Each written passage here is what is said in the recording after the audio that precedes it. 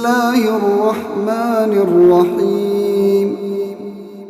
سبح لله ما في السماوات وما في الأرض وهو العزيز الحكيم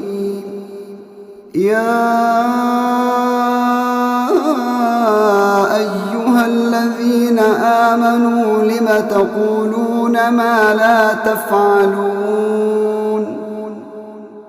كبر مقتا عند الله أن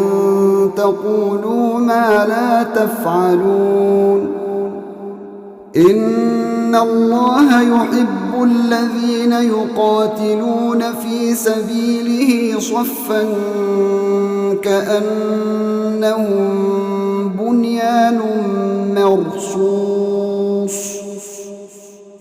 وإذ قال موسى لقومه يا قوم لم تؤذونني وقد تعلمون أني رسول الله إليكم فلما زاغوا أزاغ الله قلوبهم والله لا يهدي القوم الفاسقين وإذ قال عيسى ابن مريم يا بني إسرائيل إني رسول الله إليكم مصدقا لما بين يدي من التوراة ومبشرا برسول يأتي من بعد اسمه أحمد فلما جاءهم بالبينات قالوا هذا سحر مبين ومن أظلم ممن افترى على الله الكذب وهو يدعى إلى الإسلام والله لا يهدي القوم الظالمين يريدون ليطفئوا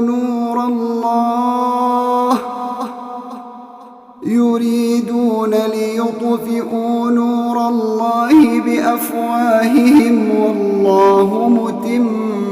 نوره ولو كره الكافرون هو الذي أرسل رسوله بالهدى ودين الحق ليظهره على الدين كله ولو كره المشركون يا أيها الذين آمنوا هل أدلكم على تجارة تنجيكم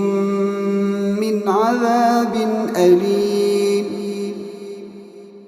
تؤمنون بالله ورسوله وتجاهدون في سبيل الله بأموالكم وأنفسكم ذلكم خير لكم إن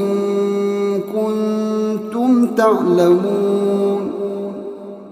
يغفر لكم ذنوبكم ويدخلكم جنات تجري من تحتها الأنهار ومساكن طيبة في جنات عدن ذلك الفوز العظيم وأخرى تحبونها نصر من الله وفتح قريب وبشر المؤمنين يا أيها الذين آمنوا كونوا أنصار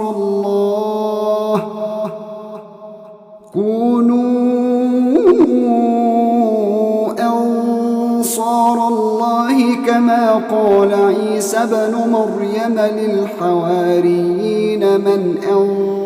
أنصاري إلى الله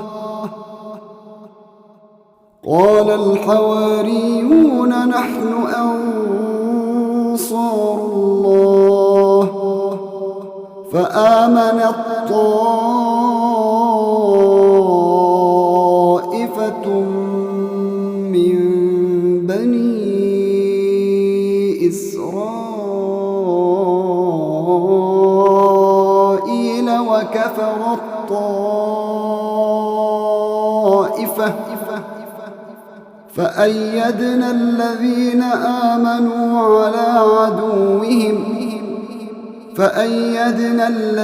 آمنوا على عدوهم فأصبحوا ظاهرين.